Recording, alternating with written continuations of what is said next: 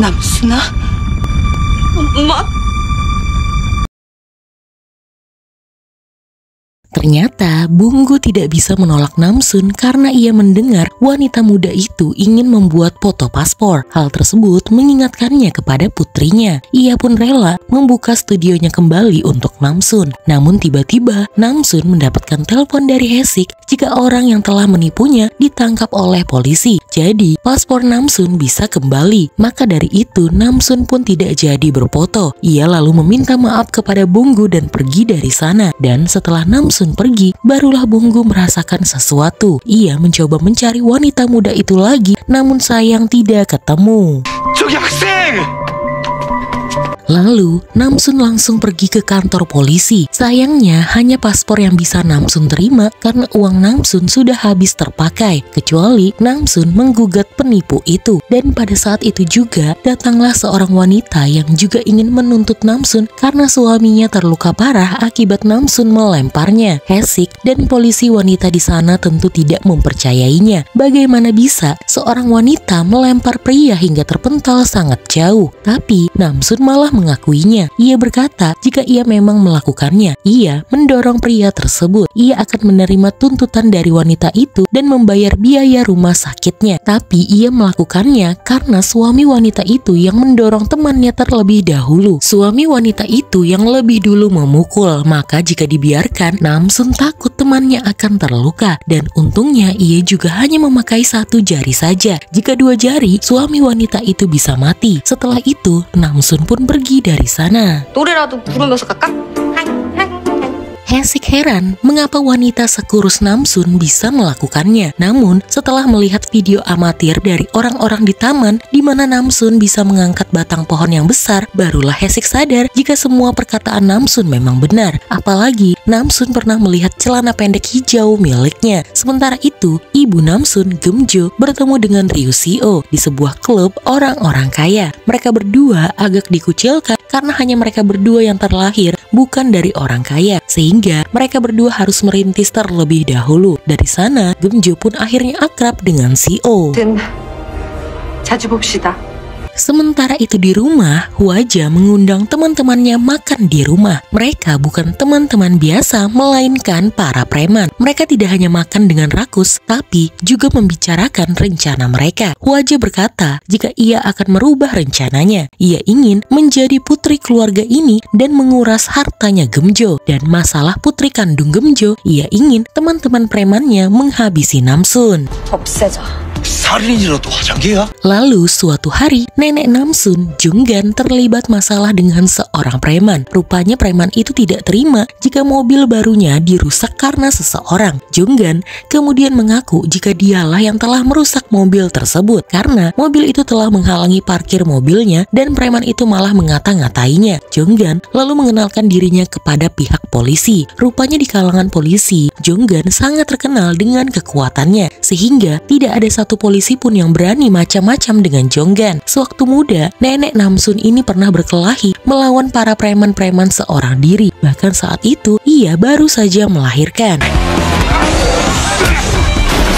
Lalu saat mau pulang, Junggan melihat kerabat jauhnya rupanya juga sedang menyelesaikan masalah. Mereka adalah Min Min alias An Min Hyuk dan juga Bungsun. Bungsun tidak bisa tinggal diam saat melihat dua pria menculik anjing-anjing dan menjualnya ke tempat adu anjing. Min Hyuk sudah maklum melihat istrinya yang selalu mengurusi masalah orang dan dia yang akan menjamin istrinya agar bebas dari penjara. Junggan pun datang untuk menyapa kerabatnya dan setelah bertegur sapa, mereka semua menyelesaikan masalah mereka di kantor polisi. 조심히 들어가세요. 근데 오늘따라 왜 이렇게 이쁘지? 막 어떡하지? Sementara itu, Nam-in terus berkata kepada ayahnya jika tidak mungkin seorang wanita muda yang datang ke studio ayahnya adalah Namsun. Dan sampai sekarang, ayahnya terus memikirkan hal tersebut. Mau bagaimana lagi menurut Bonggo karena Hwaja bukanlah putrinya. Ia lalu menyuruh Nam-in untuk meramal keberadaan Namsun. Dan menurut Nam-in, Namsun ada di Korea. Namsun tengah bekerja sambilan menjadi pemeran figuran di tempat syuting drama jadul.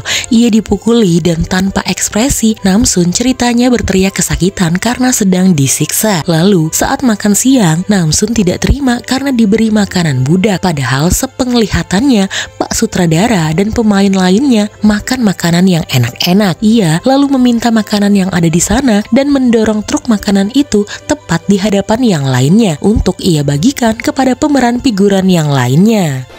이름이 뭐? 귀여운 꼬마 아가씨? Lalu narkoba yang diciptakan oleh CEO telah memakan korban. Seorang wanita terbunuh akibat narkoba jenis baru itu, dan Hesik pernah melihat wanita itu yang baru saja kembali dari Mongolia. Wanita itu membawa masker-masker di bandara. Saat Hesik membongkar rumah wanita itu untuk mencari barang bukti narkobanya, mereka tidak bisa menemukannya. Namun Hesik curiga dengan masker yang ada di sana. Setelah itu Hesik mengunjungi Namsun di tendanya. Namun Namsun tidak ada di sana. Ia mencoba menelponnya, tapi sepertinya Namsun sedang bersenang-senang di tempat syuting bersama teman-teman barunya. Lalu Hesik mendapatkan kabar dari rekannya jika memang ada anak yang menghilang di Mongolia bernama Kang Namsun. Ia juga sudah mengetahui siapa orang tua Kang Namsun, dan anehnya dalam keterangan tersebut Kang Namsun telah ditemukan. 관련 정보 바로 폰으로 보낼게. Setelah syuting, Namsun kemudian datang ke rumah sakit untuk memberikan uang kepada pria yang terluka karenanya. Pria itu bingung dari mana Namsun tahu tentangnya. Namsun berkata dari istrinya. Istrinya telah menuntut Namsun dan Namsun akan menuntut pria itu juga. Pria itu terkejut mengingat wanita itu sebenarnya bukanlah istrinya. Istrinya yang asli tepat berada di sampingnya, dan kemudian peperangan pun langsung terjadi.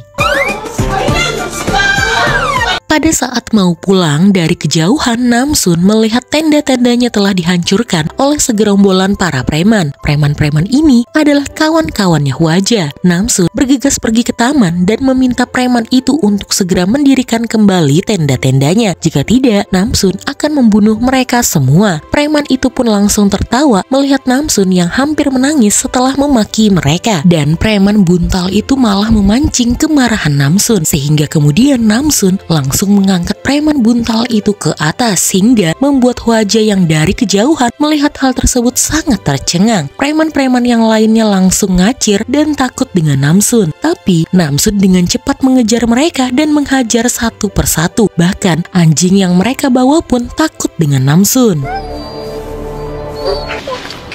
Kang Namsun!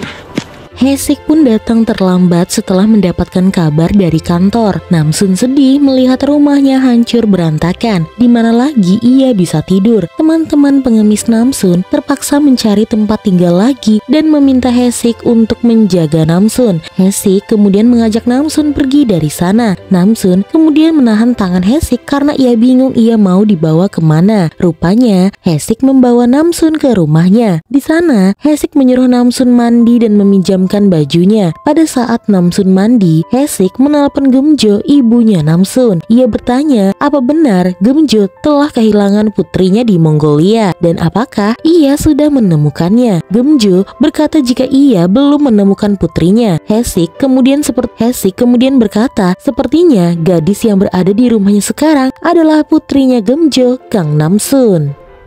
너 엄마 찾은 것 같아. Hesik lalu memberitahukan kepada Namsun tentang pelaku yang telah merusak tenda Namsun. Ia adalah Hwaja, penipu yang berpura-pura menjadi Namsun, dan sepertinya alasan mengapa ia ingin menyingkirkan Namsun karena ia ingin menjadi Namsun seutuhnya. Hesik lalu menyuruh Namsun untuk segera tidur karena besok ia akan mempertemukan Namsun dengan ibunya. Akhirnya Gemjo benar-benar bertemu dengan putrinya yang asli. Ia langsung menelpon mantan suaminya, Bonggu, dan sambil menangis ia berkata jika ia telah menemukan putri mereka. 이번엔 정말인 것 같네. 응. 잘 있는 거지? Keesokan harinya, Hesik membelikan Namsun baju yang baru. Menurutnya, Namsun harus memakai baju yang bagus jika ingin bertemu dengan keluarganya. Namsun pun dengan senang hati menerimanya dan kemudian pergi menemui ibunya. Saat di perjalanan, Namsun melihat ada kebakaran yang dilakukan oleh seorang wanita yang sepertinya sedang kecanduan narkoba. Entah ia berhalusinasi atau tidak, yang jelas ia membakar habis rumahnya dan membuat anak-anak yang ada di sana terjebak. Namsun tidak bisa membiarkan hal tersebut terjadi, tapi di satu sisi ia harus bertemu dengan ibunya. Sementara ibunya Namsun terjebak di kemacetan yang cukup parah. Namsun lalu memilih untuk menyelamatkan anak-anak itu terlebih dahulu. Ia langsung loncat ke dalam api dan menyelamatkan anak-anak yang ada di sana. Geumjo kemudian melihat hal tersebut dan ia mencoba naik ke atas karena ia tahu wanita muda itu adalah putrinya. Namsun sedang mencari-cari korban yang lainnya, lalu kemudian ia melihat seorang wanita memanggilnya. Ia tahu wanita itu adalah ibunya. Saat Geumjo ingin meraih tangan Namsun untuk keluar dari sana, tiba-tiba ledakan pun terjadi dan Namsun langsung terlempar keluar.